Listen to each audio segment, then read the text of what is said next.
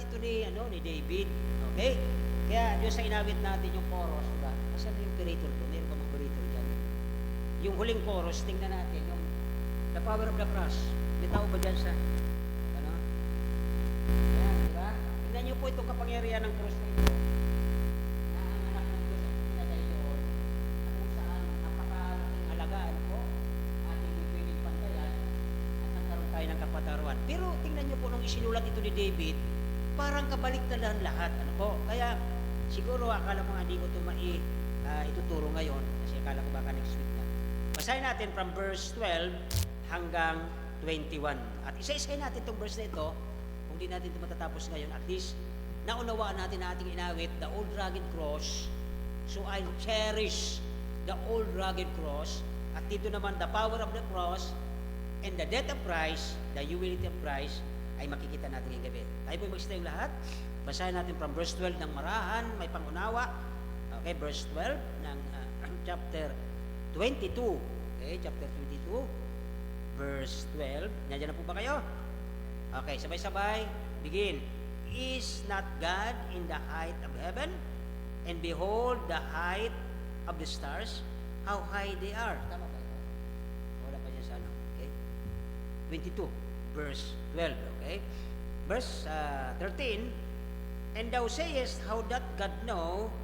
Can he judge through the dark cloud? 14, thick cloud are the covering to him, and he sitteth not, and he walk in the circuit of heaven. How does mark the old way? Tama ba ito? Nasa Job ako, sorry. Nasa Job pala ako. Akala ko, Psalms ito. Kaya pala, sabi ko, ba't wala yung hinahanap ko? Okay. Bakit nalipat sa Job ito? Job, Psalms, kaya naman pala. Psalms 22. Kaya pala kayo hindi sumasagot. Okay. Nasa Job pa lang, akala ko Psalms na. Psalms 22, verse... kasi ang 23 lalagpasan natin. Kaya tatlong portion po ito. Verse 12, balik tayo sa verse 12. Okay, nasa Job pala tayo nagbabasa. Verse 12, many bulls, kaya sabi ko ba't ibang-iba, no? Many bulls have compassed me, strong bulls of Bashan have beset me round. Napapalibutan siya ng mga bulls. Po. Pangalawa, verse 13, they gape upon me with their mouth as the ravening and roaring lion. O, pangalawang hayop na nakakita dito ay stands at representing ni Satanas. Roaring lion, di ba? Verse 13, I am proud like water, and all my bones are out of joint. My heart is like wax, it is melted in the midst of my bowel. Yung para bang tubig na natapon, hindi mo naman pwede makuha yan pag natapon yan sa lupa. Verse 15, my strength is dried up like a potsherd, and my tongue cleaved to my jaws, and that has brought me into the dust of death. Yung grabing, sobrang pag-aagaw buhay niya, no?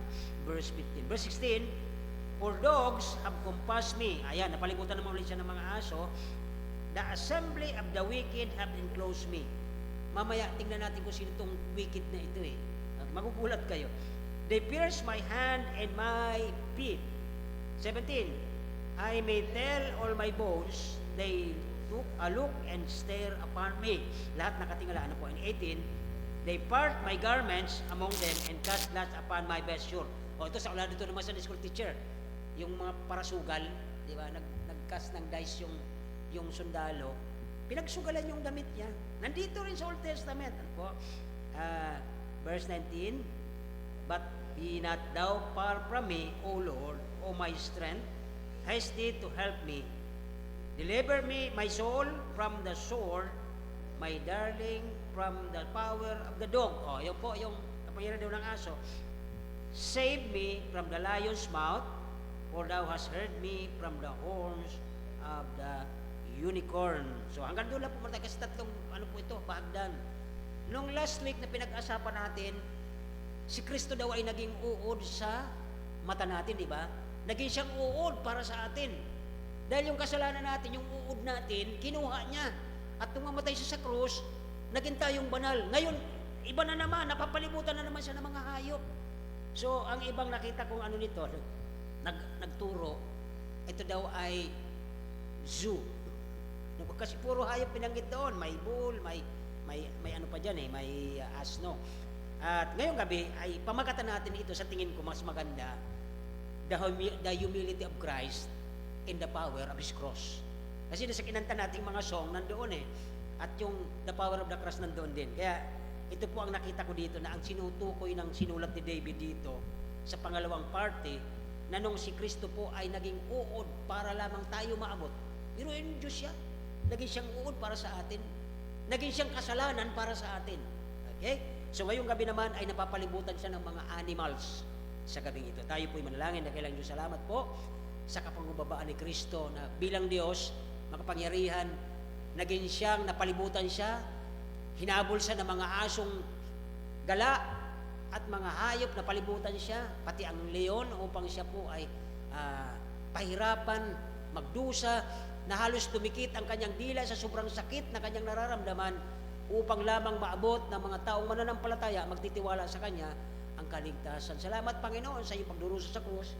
Salamat po sa sakripisyo ninyo na kung saan kahit kami nagkakasala, hindi namin nagagawa ang iyong mga utos, nandun ang iyong biyaya at habag at grasya na wala naman itong bayad, na ito'y natanggap namin, ito'y pinagkalob sa amin ng walang kahit anong kayong babawiin, kahit wala kayong anong hihingin sa amin, bagkos ang iyong grasya at habag lamang pinagkalob sa amin walang bayad. Salamat Panginoon sa iyong pagdurusa, salamat sa kaligtasan, salamat sa kamatayan mo, sa pagpapakumbaba mo, salamat sa kapangyarihan ng cross na kung saan hindi man ito anting-anting, pero ito ang nagbibigay sa amin ng tibay na dahil sa cross na yon, na wala ang aking kasalanan, binayaran ni Kristo at ako'y naging magang kaaya-aya sa mata ng Diyos upang sa pagdating ko sa kabilang buhay ay tatawagin akong kanyang anak.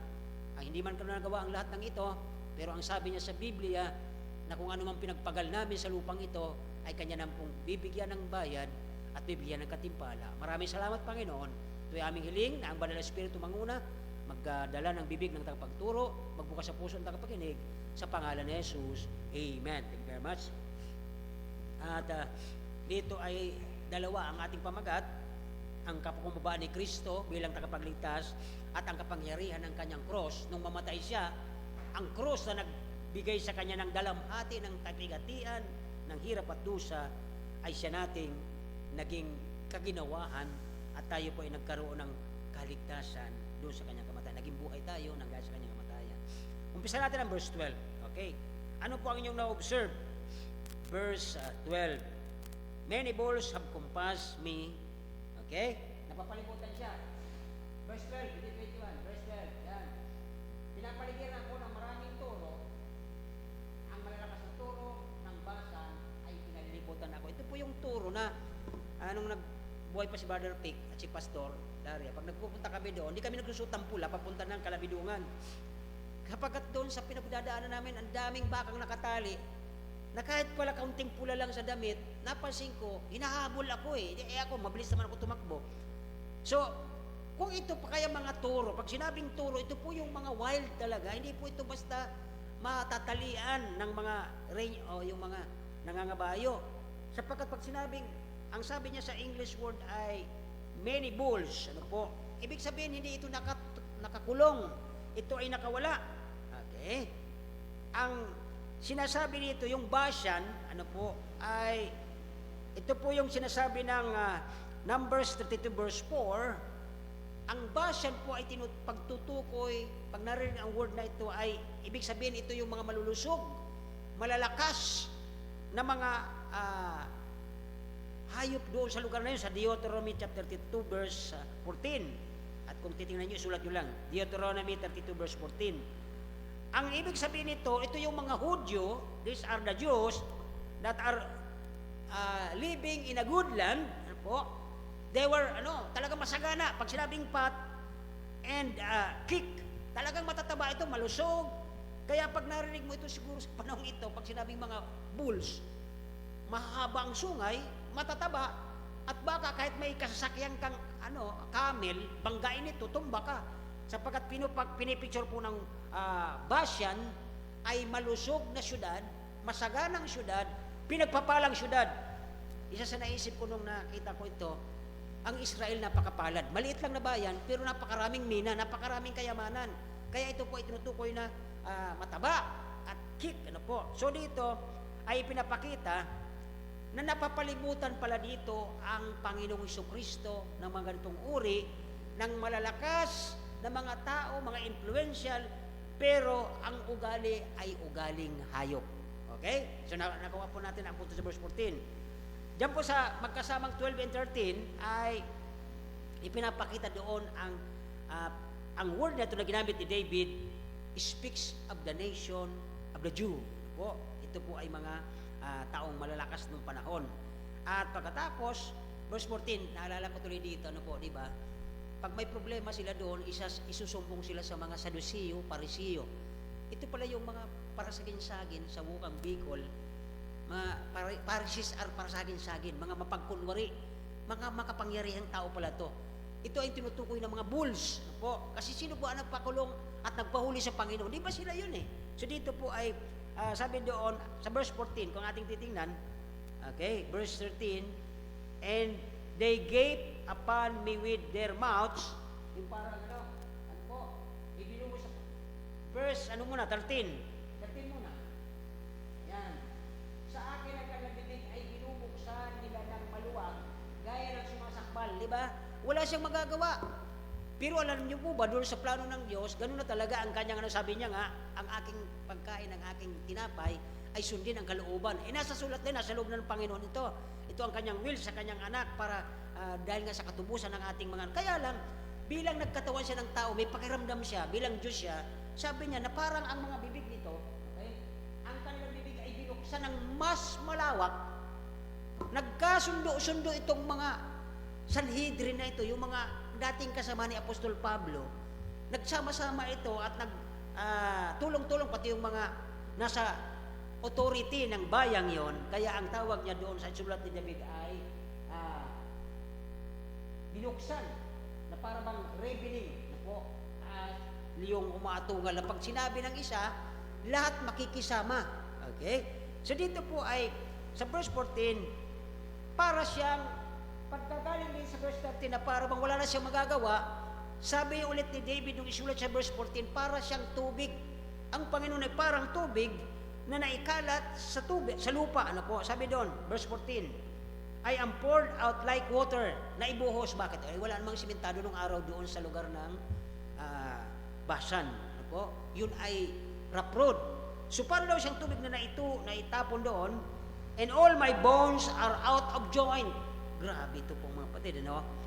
Naalala nyo nung alas 3, ng Panginoon ay pagkatapos humingi ng, sabi niya, nauuhaw ako. Nauuhaw siya sa mga taong kanyang, pinuntahan sa krus. Nauuhaw siya doon na wala man lang ni isang nagsabi, salamat Panginoon. At ang ginawa sa kanya, pinainom pa siya ng sukang mapait. At pagkatapos nung after that, na hindi na siya halos kumikilos, sinigurado ng mga Romanong bantay, kumuha ng maso.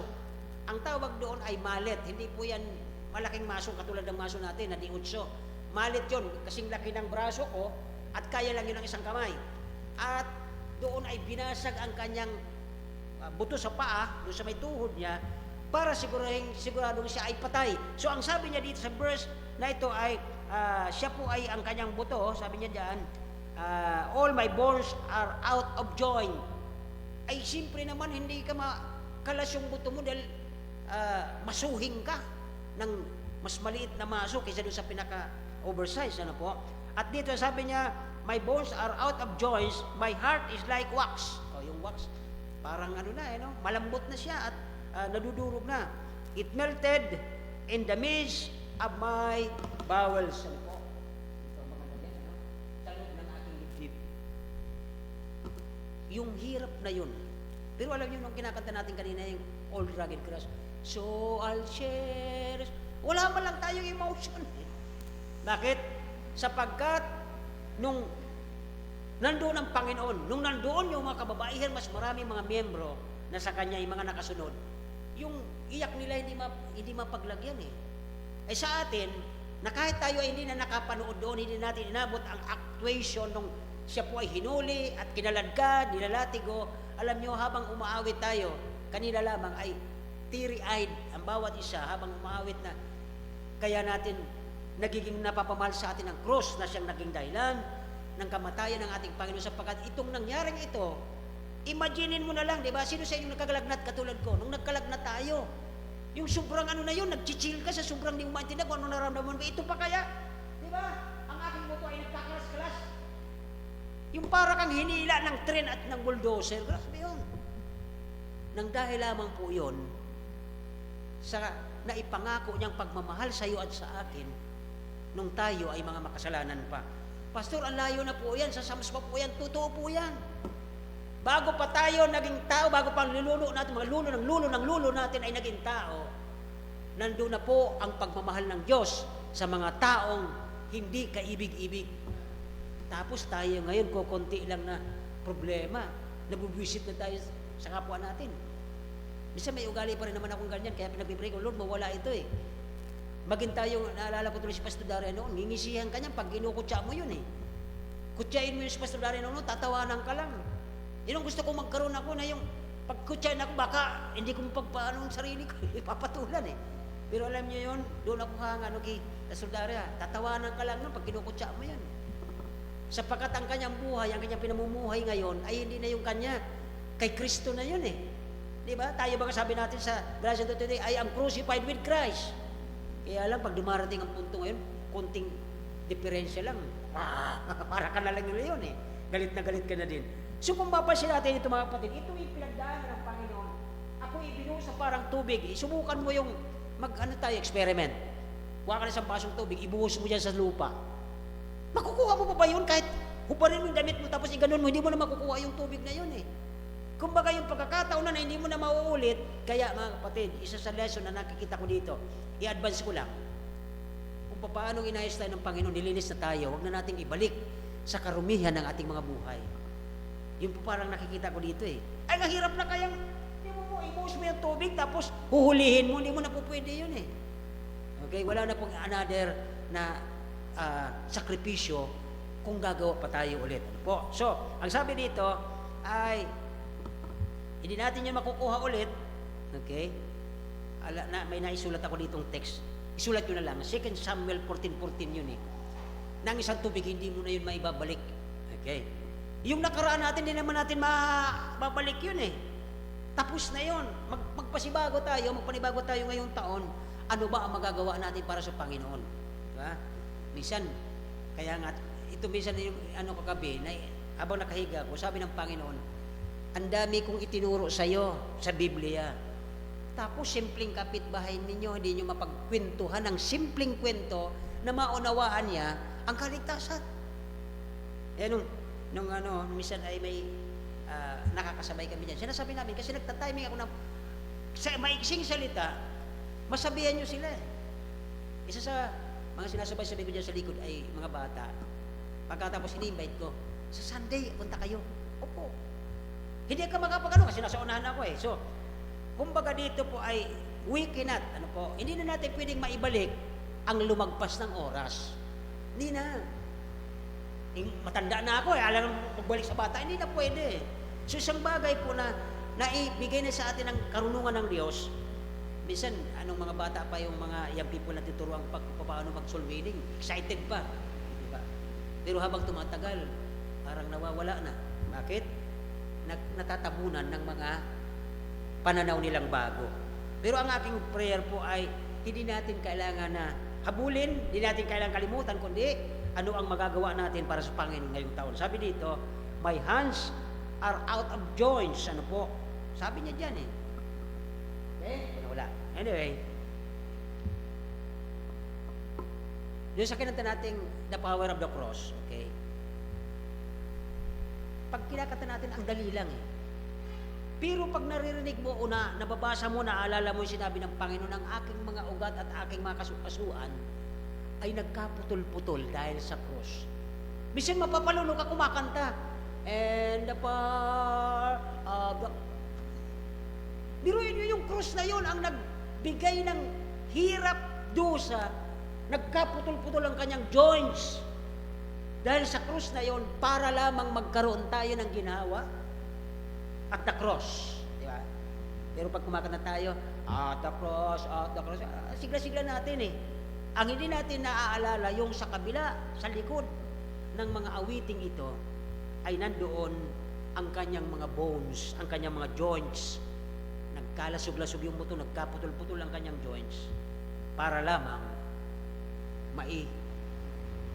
mabayaran ang ating kasalanan. Po, 3 oras po siyang nakabitin doon.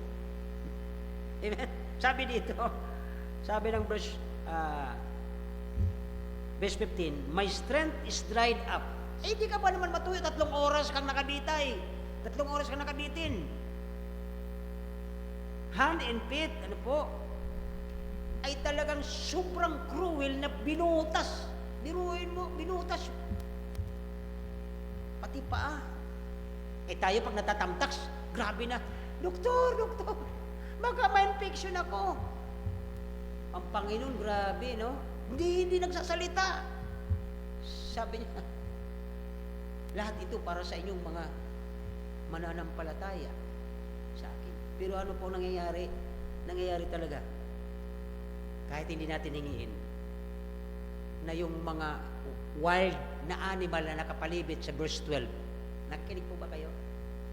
Babalik lang tayo dito saglit sa verse 12. Sabi doon, many bulls compassed me. Pinalibutan. Okay? Bashan have beset me round. Pag sinabing pinalibutan, kung kayo po ay pamilyar doon sa mga nangangaso, ako po kasi, yung simpleng pangangaso lang, mga 4, 3, 5 kaming katao, palibot kami sa isang madamo, may kasamang aso yon. Hindi ka talaga makakatakas. Makatakas man ang hinahabol namin, aso ang hahabol sa'yo kung aakyat ka, sisid ka sa tubig, aso. So hindi siya makakatakas. Yung pong tinutukoy dito ng pagkasulat ni David tungkol sa Panginoon na hindi talaga siya kailanman pwedeng mapahinga doon sa pagdurusang yon. Kaya dito po ay isang natin dito ng kanyang pain ay naging gain para sa atin, okay? Na yung grabing sobrang sakit na kanyang naramdaman, pagdating sa verse 16, tingnan niyo po mga kapatid. Hindi na nakontento yung bulls. Pagdating sa verse 16, sabi niya ay, ano naman sumunod? Doon sa mga bulls. Mga aso na naman. Di ba? Basta ano ibig sabihin yan? Ang nagsulat nito, kapatid, huwag niyo akong questionan. Ang nagsulat nito ay si David.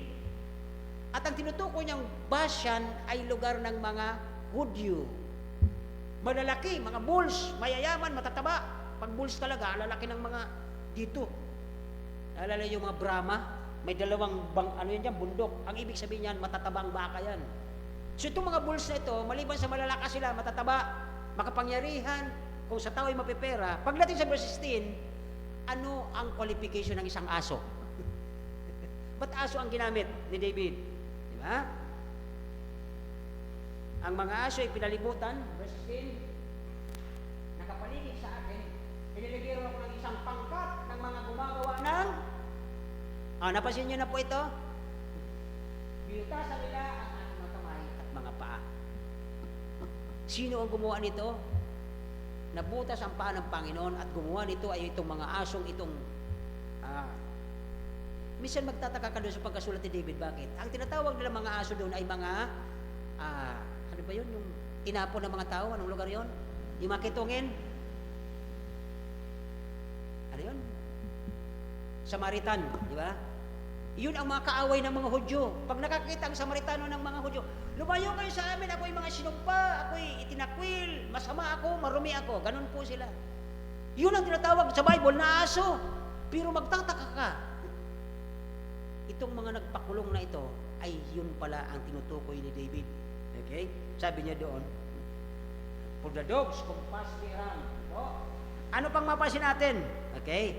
Ang kwento ko sa inyo kanina, yung mga hunters papalibutan ito, maliban na may matatalinong nakapalibot na mga hunters, may mga assistant yan na mga aso, mga snipping. Yun yung binabanggit ko kanina. Nung panahon na ito, nung isinulat ito ni David, ang tinutukoy niya pala dito ay ito yung mga magagaling na mga rulers, mga leader ng religious group doon sa lugar na yon. At ito pala yung mga aso. Ano po, hindi lang pala yung mga Samaritans ang binabanggit. Ano po? Ang compass me, hunting frequently, madalas siyang hinahanap. Ano po? At pinalibutan siya. At ano po ang picture nito sa ating ngayong panahong ito, ngayong gabi? Okay. doon sa kinalalagyan ng Panginoon, nakabitin siya doon, nagdurugo siya. Hindi ito basta yung nawawala, nagkakapos o naghahabol, hindi nga. He's painting, hindi lang basta ganoon, kundi ay nandoon sa kanyang kapalibot, ano po, at yung galit na mga aso. Napansin niyo pag ang aso po pag na may naamoy na hinahabol niya, grabe ang galit niyan, grabe ang gigil niyan, ang kahol niyan sobrang lakas, ano po. So yun po ang tinutukoy dito ni David, na yung gigil na gigil yung mga tao ito, na nung nandun ang Panginoon, nahuli na't lahat, nakabitin na sa cross, binasag na, dinurog na, sinaksak na, ay ito po'y walang ay talagang parang mga ugaling wild animals. Okay? Kaya nandun yung bull, nandun yung dog, at kung ano-ano pa. At tinatawag nila ito sa kanilang sarili, the assembly of the righteous. So, sino tinutukoy nito ni David sa Old Testament? Wala pa po New Testament, di pa po tapos ha. Tandaan nyo, si Christ, di pa pinapanganak, kasi David ay kanyang ninuno. Sino ang tinutukoy ni David nung isulat niya ito na assembly of the righteous? Ito yung mga Pharisees, Sadducees, at kung ano-ano pa. Iyon lang ang pananaw ha. Hindi yan nakita doon sa Bible. Wala yan sa Bible. Pero sa pananaw ko, sino baga ang nag-claim na righteous sila? Di ba? Kaya sabi baga nga kay Jesus nung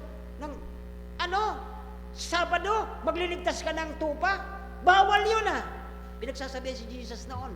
Samantalang si Kristo ang nagtapos ng mga law na ito ni Moses, di ba? Na ibinigay kay Moses. So, as assembly of the wicked, ang isang tawag doon sa assembly of the righteous, sa panahon na ito sinulat ni David, at sa panahon naman natin, assembly o pagkakatipon ng mga wicked o makasalanan. Ito'y binutas sila ang tagiliran ng Panginoon, ano po? Okay? At binutas ang kamay pa, na wala silang pakundangan, walang habag. Biruin ninyo. Kung bibigyan natin ulit ng konting background, di ba? Nung pumasok si Christ bilang hari ng mga hari, hindi pa po siya inuhuli, yung mga taong sumalubong sa kanya, nagtanggal ng damit. Aba, akala mo maayos, di ba? Itinanggal nila yung damit nila. At si Kristo ay nakasakay sa donkey, yung kanilang mga damit nilagay doon sa lupa, at doon nagdaan ng Panginoon nakasakay sa donkey. At sasabi nila, kaya kung bakit hanggang ngayon, itong mga Pilipino din na gaya-gaya, ay kumukuha ng yung ginagawang palaspas? Anong halaman yon? Oh, yun, alam niyo yun, di ba? Tapos, nagkuha sila ng mga daong ganing oliba, ano po, at nilalagay doon sa daanan, pati mga damit nila. Pagpasok niya sa Jerusalem, sabi niya, sambay ng hari ng mga hari.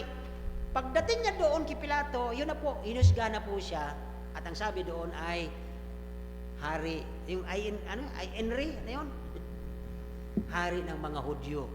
Oh, yun po ang nangyaring konting background dyan. Kaya dito, pagdating dito sa verse 16, okay, it was a cruel curse, ano po, sa kanyang kamatayan, na hindi mo lang siya nagsalita, kahit siya po pinupukpok ng maso, sinaksak sa tagiliran, at dito ay napakalinaw na kung paano ang cross na ito, pag nakikita natin, the power of the cross, ay doon ay nawalan ng buhay ang ating tagapagligtas at nagkaroon tayo.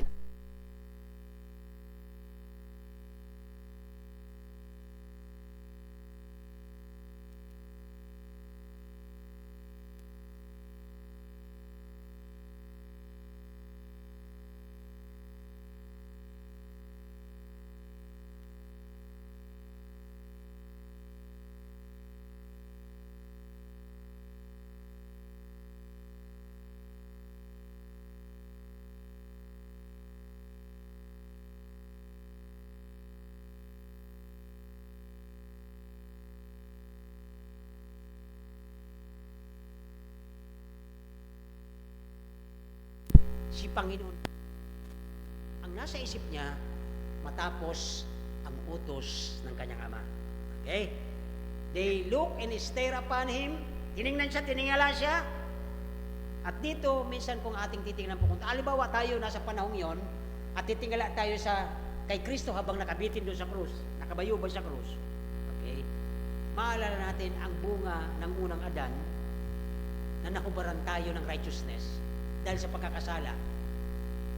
Therefore, nung dumating itong Kristong itong ipinako doon sa krus, ay nagkaroon po tayo yung ating kahubaran, ay nadamitan tayo, pati ang ating mga kaluluwa ay nadamitan ng righteousness ni Christ. Yun po ang napakaganda dito, mga kapatid. Verse 17, ang sabi niya dyan, I will tell all my bones, they took and stare upon me. At doon ay ang kanyang kamatayan, pati yung ating kaluluwa ay nadamitan ng righteousness dito, mga kapatid. Okay? And verse 19, but he be not thou far from me, O Lord, O my strength, haste thee to help me. Yun yung kanyang panalangin. But 18, bago mag-19, mga kapatid, itinuturo sa atin dito, okay, na napaka-great ng, kumbaga, yung mas mahalaga sa kanila, yung damit nung nakabitay doon, kisa doon sa may-ari. Sabi ng verse 18, tingnan niyo po mga kapatid, okay? Depart my garments among them and cast dust upon my vesture. Saan na nakakitang matinong kaisipan na mas mahalaga ba yung damit kisa doon sa nakasuot? Diba? Kaya dito po ay isinulat pala ito ni David para ipaalala sa atin ang mga lesson. Okay? Itinuturo sa atin dito na nakakahiya doon sa mga taong yon na para bang mas mahalaga yung damit kisa sa may-ari na Diyos. Bakit? Pinagsugalan nila yung damit, hindi yung na maibaba siya. Napansin niyo po yon. Kaya doon po sa sinasabing palibot ito ng mga animals, wild animals na kaisipan, parang totoo eh. Sa ayon sa pagkasulat ni David, nagsimula sa mga baka, aso, at kung ano-ano pa. At napakalit dito sa verse 18, okay, napakalit ang tsansa na, kanino bang damit na ito? Ba't kailangan natin itong pagsugalan? Ba't kailangan natin itong paglabanan?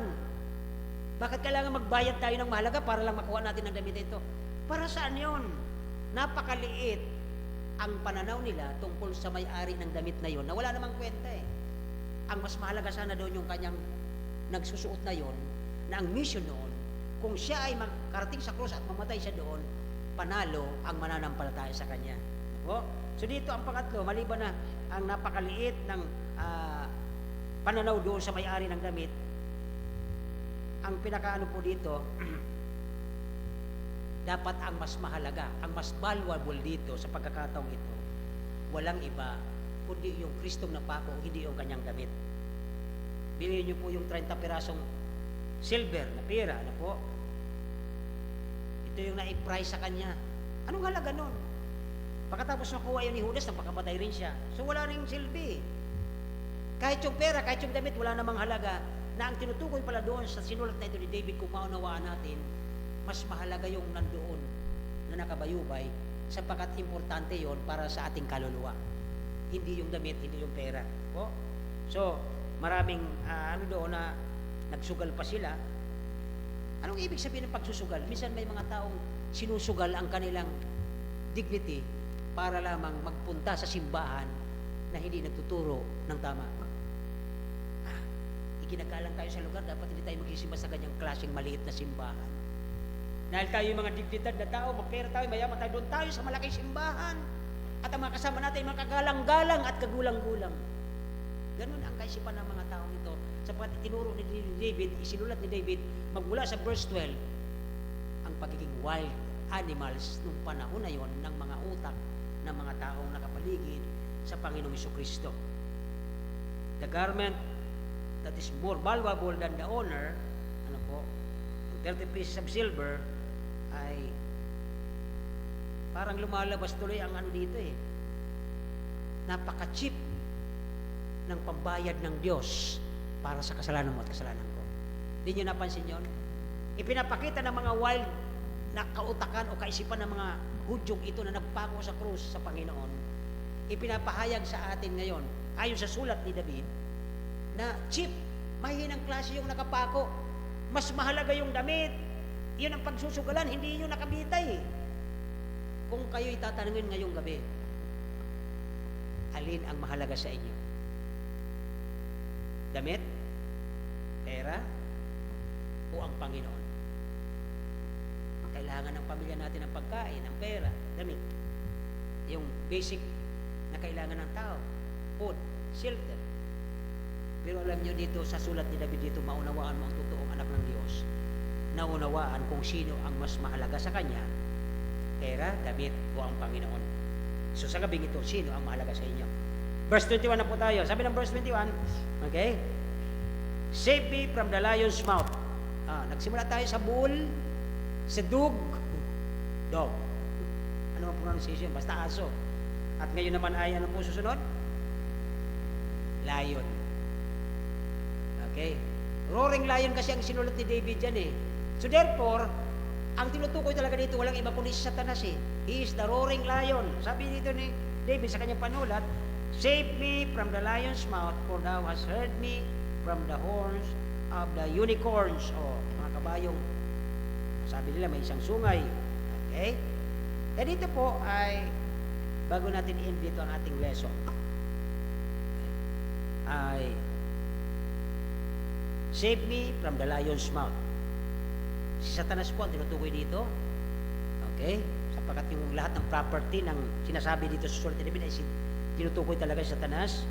Bold as a lion, strong as a lion. Ako ba yun? Terrible as a rolling lion.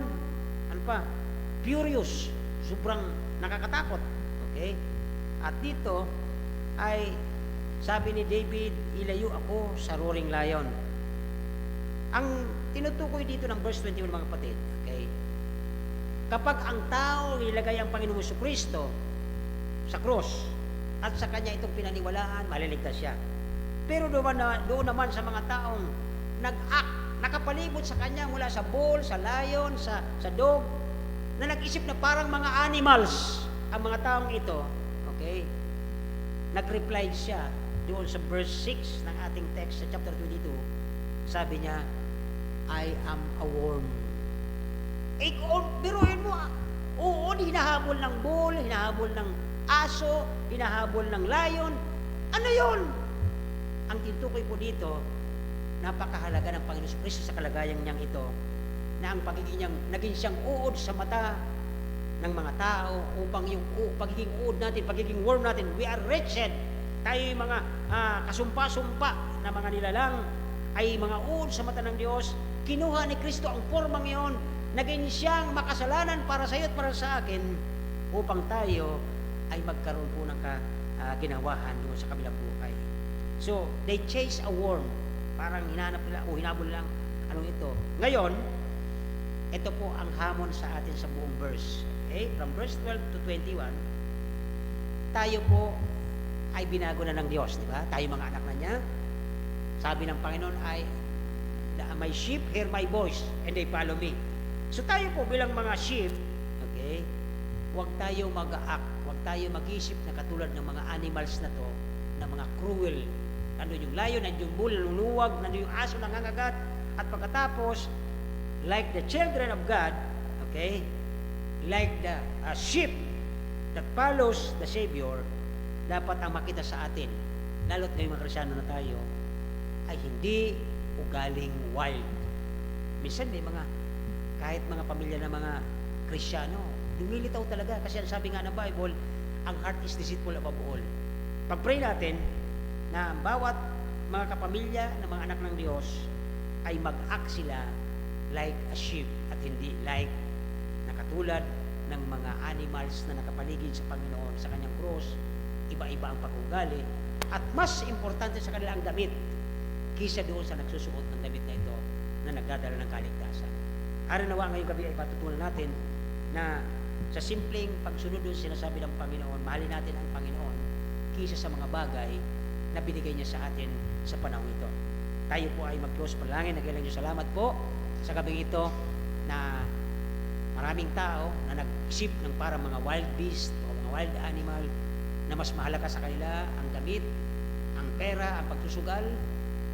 Ano, Panginoon, huwag niyo makitaan ang iyong mga anak ng ganito, bagkus pahalaga nila ang Diyos na nahubaran ng kanyang righteousness at naipunta sa tao, naging siyang uod sa paningin ng lahat upang maging siyang kasalanan, na yung kasalanan namin dinala niya sa krus, mabayaran ito ng kanyang righteousness, at mailagay sa amin ang righteousness na nakikita ngayon kami ng Ama bilang matuwid nang dahil sa paghuhugas ng kasalanan ng dugo ni Kristo na buhos sa krus. Salamat Panginoon sa gabi ito. Ito po ay aming dalayan ng pasalamat sa pangalan ni Jesus. Amen.